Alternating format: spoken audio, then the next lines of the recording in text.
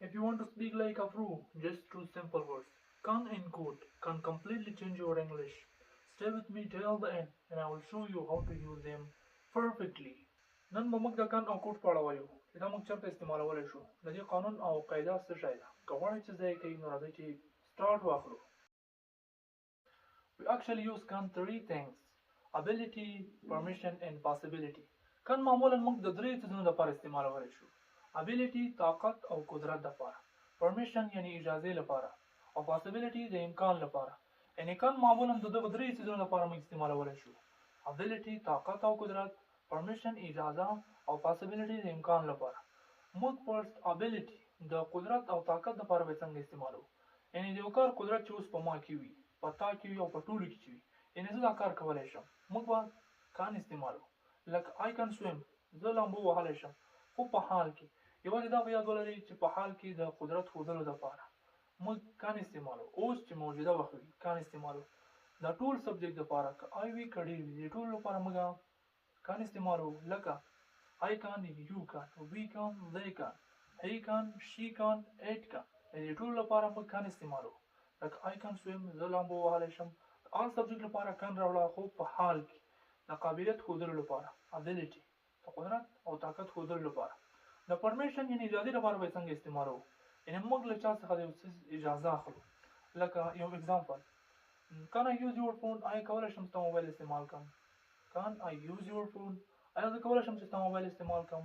دا د اجازې لپاره موږ استعمال کړه کان. او possibility د امکان لپاره، د یو څیز امکان چې وي، هوا خړه وي، ته وایې شاید باران وشي، یعنې باران کیدی شي، نو موږ هم کان استعمالولی شو. It can rain today، نن باران کیدی شي، یعنې نن باران وریدی شي. د باران اټکل شته، یعنې امکان شته چې باران وشي، خو په یعنې د اوس امکان لپاره موږ رن استعمالو. کان د څه لپاره استعمالیږي؟ کان د اوس قدرت لپاره، د اجازې یعنې او د اوس قدرت، اجازې او امکان لپاره کارېږي. یعنې د اوس توان، موجوده وخت کې چې کوم څیز توان ولري، د اجازې او امکان لپاره کان استعمالیږي. Look like can، we also use could three things.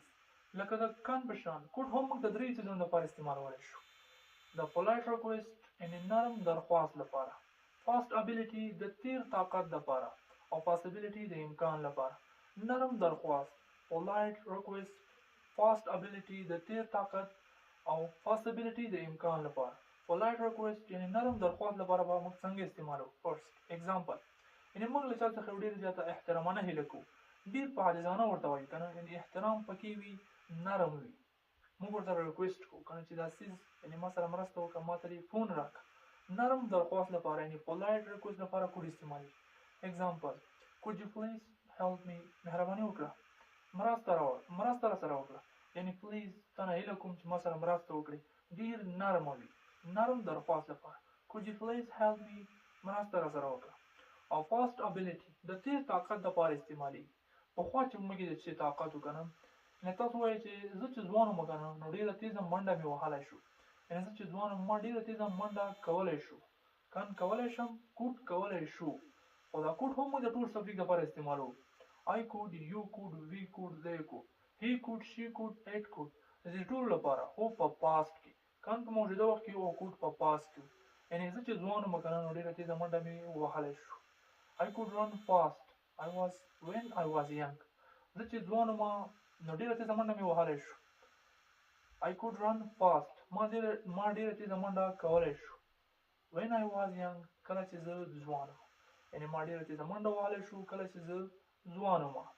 د fast ability د possibility د امکان لپاره څنګه استعمالیږي؟ یعنې نن شپه باران وریږي، یعنې نن شپه کیدای شي باران وشي، یا نن شپه کیدای شي واوره ووریږي. یعنې طاقت نه possibility ښيي. it could snowy tonight، نن شپه واوره کیدای شي. کوم علایم چې وي که نه د واورې وي، ته وایې چې یاره نن شپه واوره کیدای شي، نو کوډ استعمالو. it could snowy tonight، نن شپه واوره کیدای شي. کان د احترام، د تیر وخت، طاقت او پروفیشنل حالات لپاره کارېږي. کان هم د کوډ د احترام، د تیر طاقت او پروفیشنل یعنې نرم درخواست پروفیشنل حالات لپاره ښکارېږي. No more study, no more example, but only explain. Can او could. Can موږ د درې څیزونو لپاره استعمالولی شو. ability طاقت قدرت لپاره، permission د اجازې لپاره، او possibility د امکان لپاره. could هم موږ د درې څیزونو لپاره استعمالولی شو. past ability د تیر وخت طاقت، permission نرم درخواست polite request، او دا possibility لپاره استعمالولی شو. کان موږ په حال کې اوس طاقت چې موږ لرو کان استعمالو. دا د اوس وخت لپاره، دا د تیر وخت لپاره.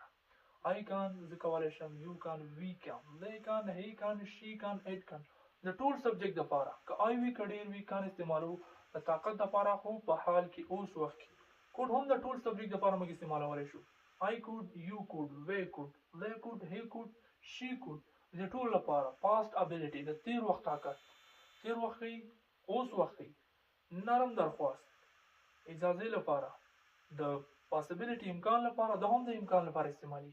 دا په حال کې استعمالو او دا په اوس وخت کې استعمالو د طاقت لپاره. او دا ډیر نرم درخواست لپاره استعمالو. دا یوازې د اجازې لپاره کارو. یعنې زه اجازه له چا نه اخلم کان راوړم. که زه ډیر نرم درخواست کوم، یعنې ډېره مؤدبانه پوښتنه کوم، نو زه به کوډ راوړم. دا هم پرمیشن یعنې دا possibility ښیي او دا هم possibility ښیي.